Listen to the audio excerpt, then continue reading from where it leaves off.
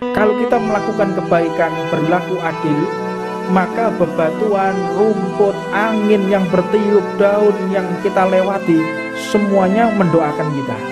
Tetapi kalau sudah kita tidak adil di dalam satu kepemimpinan, khianat, tidak amanat, maka seluruh bebatuan, seluruh daun-daunan, seluruh benda mati akan mengutuk orang yang memimpin secara tidak adil.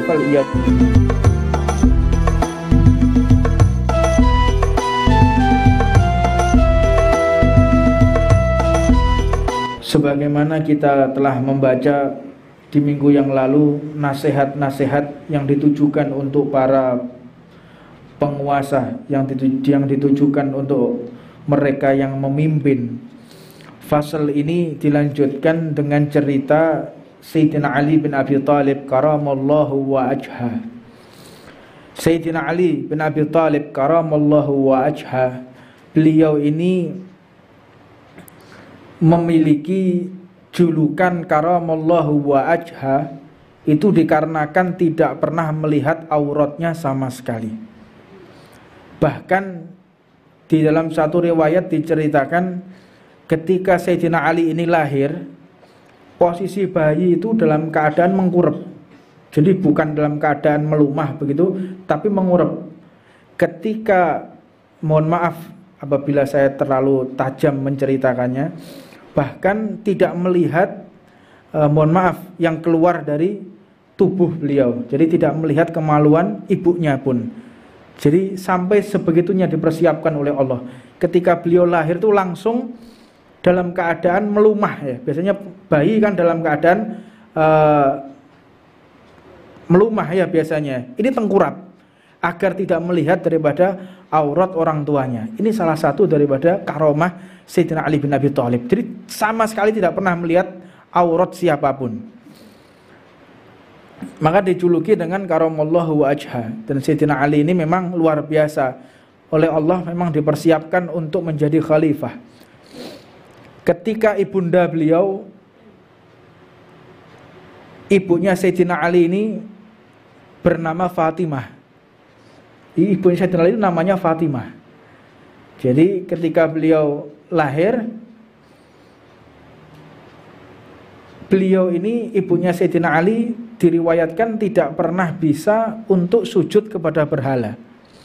Jadi semua keluarganya itu biasanya kalau pagi, siang, sore sujud kepada berhala. Tetapi tatkala mengandung Sayyidina Ali, ibunya itu setiap mau sujud kepada berhala, maka Sayyidina Ali menendang dalam perut ibunya, sehingga ibunya nggak bisa rukuk ataupun sujud kepada berhala. Ini salah satu karomah daripada Sayyidina Ali bin Abi Thalib. Karamallahu wajha wa nafa'anallahu bihi bi'ulumihi fid dharain. Maka ketika beliau menjadi khalifah, tidak diragukan lagi kepemimpinan beliau. Sangat adil sekali. Makanya sampai-sampai setiap beliau membagikan harta, setelah selesai di lumbung itu selesai, maka beliau sholat di lumbung tersebut. Tujuannya agar menjadi saksi di dalam sholat tersebut. Ini satu pelajaran buat kita. Bumi dan seisinya ini menjadi hujah kita, menjadi bukti kita, kebaikan ataupun keburukan. Kalau kita melakukan kebaikan, berlaku adil, maka bebatuan, rumput, angin yang bertiup, daun yang kita lewati, semuanya mendoakan kita. Tetapi kalau sudah kita tidak adil di dalam satu kepemimpinan, khianat, tidak amanat, maka seluruh bebatuan, seluruh daun-daunan, seluruh benda mati akan mengutuk orang yang memimpin secara tidak adil. Fal iyadu billah min dalik. Maka dalam satu diceritakan juga dalam satu kisah, yaitu Sayyidina Khalifah Umar bin Abdul Aziz rahimahullahu ta'ala wa ardah. Diceritakan Sayyidina Umar bin Abdul Aziz ini menjabat sebagai khalifah dan senantiasa ada tangisan di dalam rumahnya. Senantiasa menangis. Apa sebab? Karena sudah tidak bisa lagi menafkahkan batiniyah maupun zahiriyah seperti sebelum beliau menjadi khalifah. Jadi biasanya bisa memberikan belanja kepada istrinya setiap hari, sekarang nggak bisa, 2 hari sekali, 3 hari sekali. Jadi makan di rumah itu cuma sehari sekali. Itu kehidupan khalifah Sayyidina Umar bin Abdul Aziz. Bahkan dalam satu riwayat beliau ini mengatakan, aku telah disibukkan dengan kewajibanku akan kepentingan kaum muslimin dari kalian semua.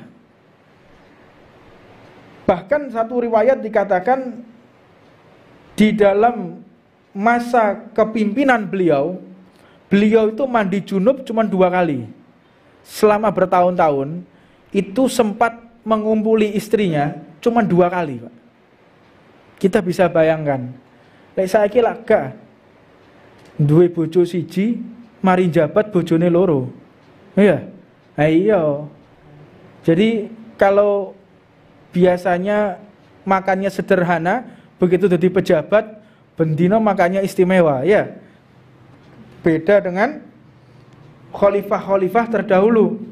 Mereka itu senantiasa memberikan segala waktunya, hartanya, seluruh tenaganya untuk umat. Ini yang membedakan.